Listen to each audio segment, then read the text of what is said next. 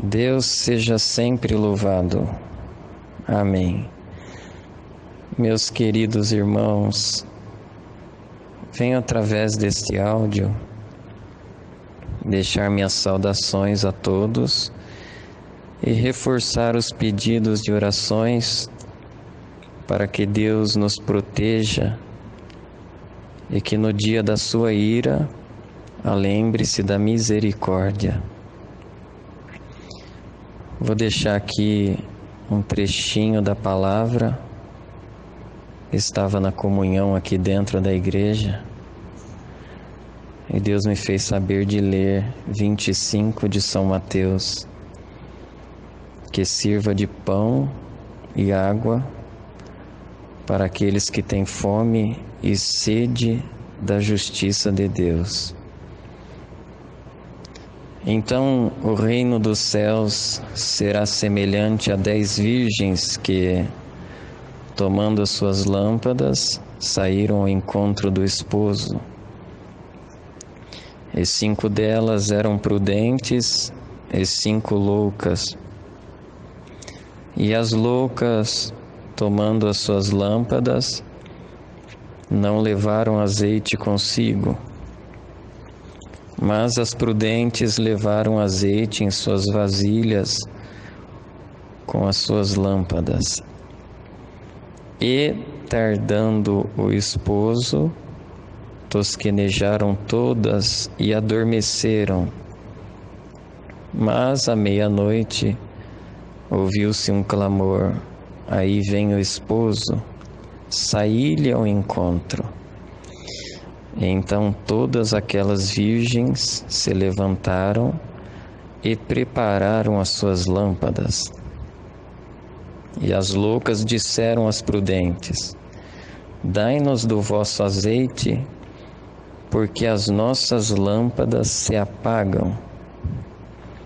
Mas as prudentes responderam, dizendo: não seja caso que nos falte a nós e a vós, ide antes aos que vendem e comprai-o para vós. E tendo elas ido comprá-lo, chegou o esposo, e as que estavam preparadas entraram com ele para as bodas, e fechou-se a porta. E depois chegaram também as outras virgens, dizendo: Senhor, Senhor, abre-nos.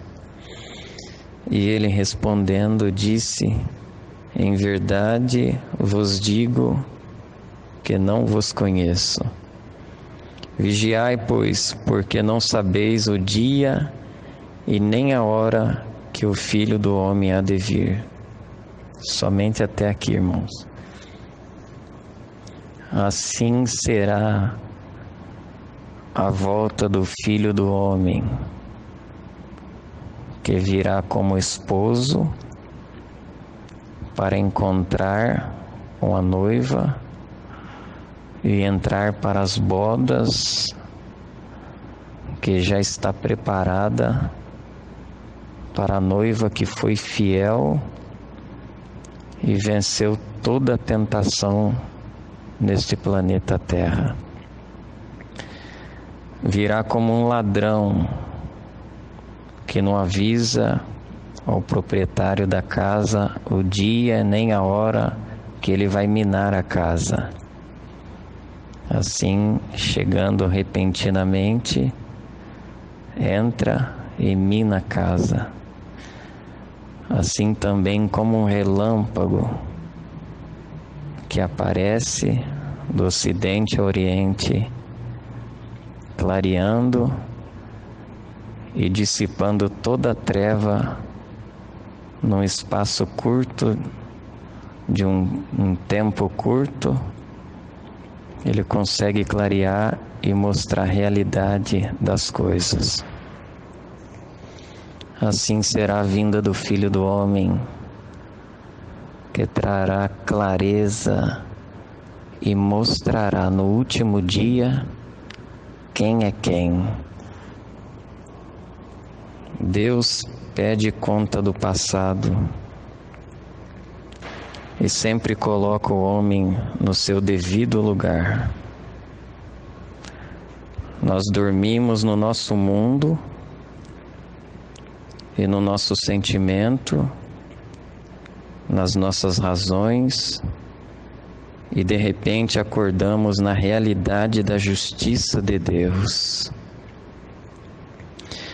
onde Ele nos mostra nesses tempos que tudo debaixo do sol é vaidade e aflição de espírito, e que as coisas desta terrena vida não nos trazem felicidade. Vemos então que nesse momento as coisas da terra perdem-se os seus valores, que a própria Disney não tem mais a sua magia, que Paris deixa de ser romântica, e a muralha da China não é mais uma fortaleza. Então conseguimos enxergar agora que se Deus não guardar a cidade, em vão vigiam os sentinelas. Abraços e beijos que se tornam armas, pois quando podíamos abraçar e beijar, não fizemos. Quando podíamos visitar nossos irmãos, não fizemos. E agora sentimos tanta falta de tudo isso. Quando podíamos congregar e ouvir a palavra, não fomos. E agora estamos sem os santos cultos, dependendo de uma boa internet para ouvir a palavra. Descobrimos que sempre pisamos em favos de mel e que agora todo amargo é doce. O próprio homem provoca a natureza, fazendo ela reagir contra ele mesmo. O próprio homem provoca a santidade de Deus, fazendo o próprio Deus se irar com este planeta e com o próprio homem. Os homens mudam os costumes e a natureza de Deus em perversidade e blasfêmia. Como um dia Deus me mostrou um espírito que entrava na terra na forma de um cavalo preto sem cabeça e cavalgava com força. E a ele era dado liberdade e uma carta assinada pela própria lei desta terra para que ninguém o pudesse parar. Então perguntei a Deus o que significava o cavalo preto sem cabeça. Então Deus me respondeu que era o espírito de sodomita, sem cabeça, pois não queria assumir a sua natureza criada por Deus, nascendo homem em face de homem, mas se transformam em mulher, ou nascem mulher e se transformam em homem. Tendo vergonha da sua verdadeira face, imagem de Deus, por isso não tem face, e esse cavalo cavalga sobre a terra. No próprio carnaval, outra blasfêmia, veio fazendo uma apologia ao satanismo, figurando-se que Jesus perdia para Satanás. Irmãos, zombam do nome do Salvador, fazendo protesto, usando a imagem da cruz como homossexualismo.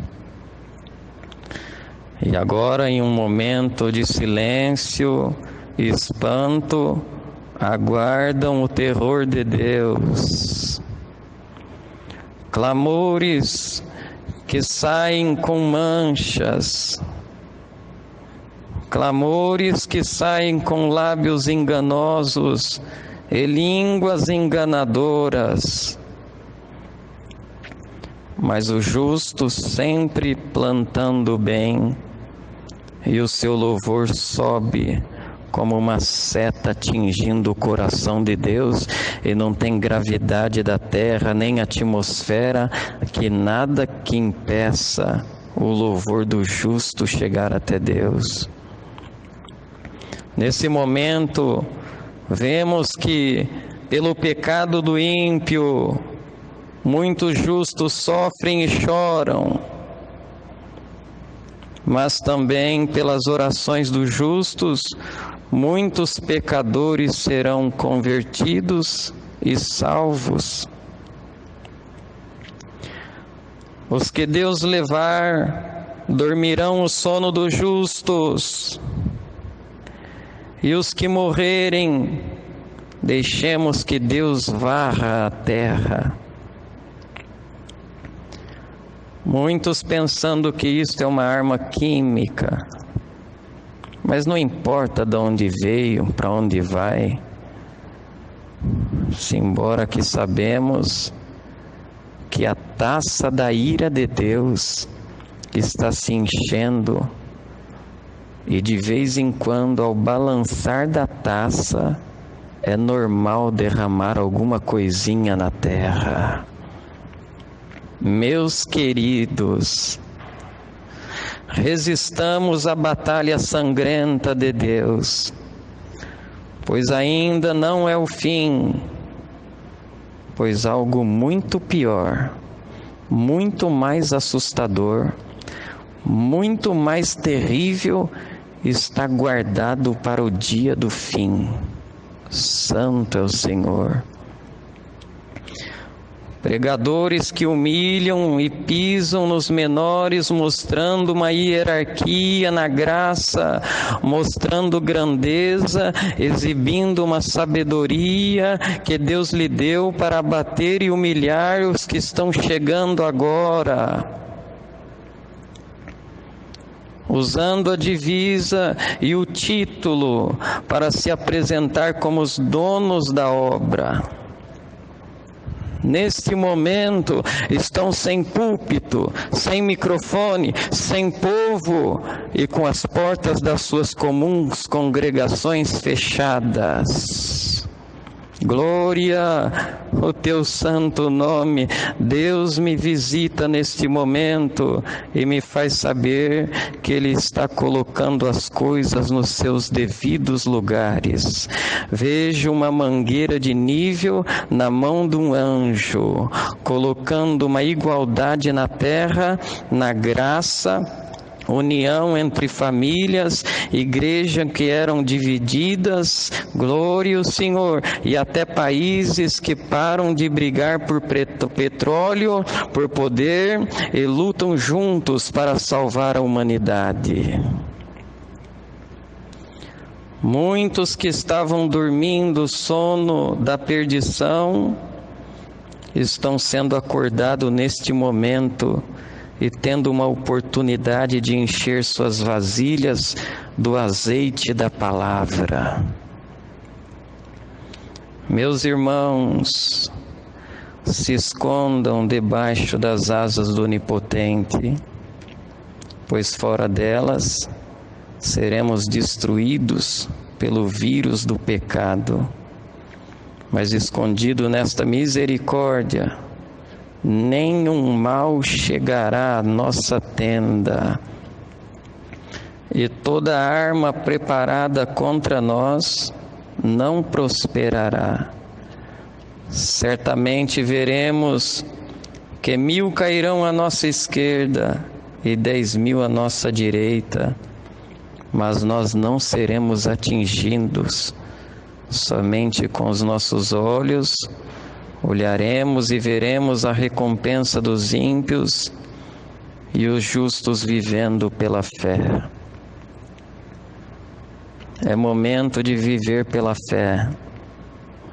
Abra o teu coração e reconheça que a tua força, o teu conhecimento, o teu orgulho próprio, o teu braço é fraco para lutar contra os desígnios de Deus. Irmão, desce desta figueira, porque hoje o Senhor quer pousar na tua casa. O joio vai sendo arrancado da lavoura, mas o trigo vai permanecendo no seu lugar.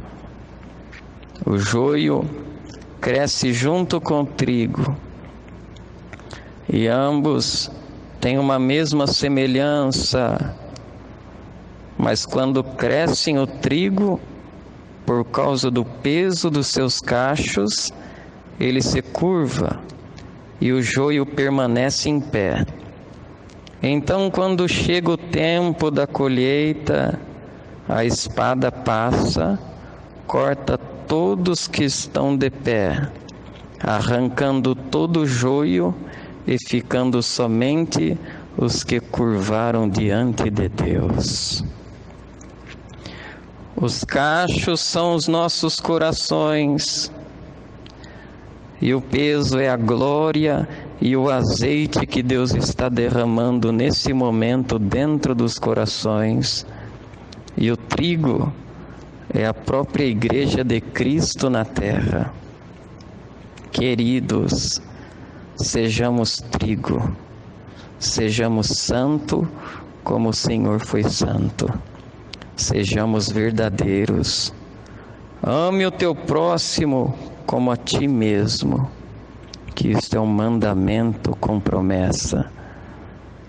E quem anda nos mandamentos de Deus, meditando na sua lei de dia e de noite, receberá como recompensa a coroa da vida eterna.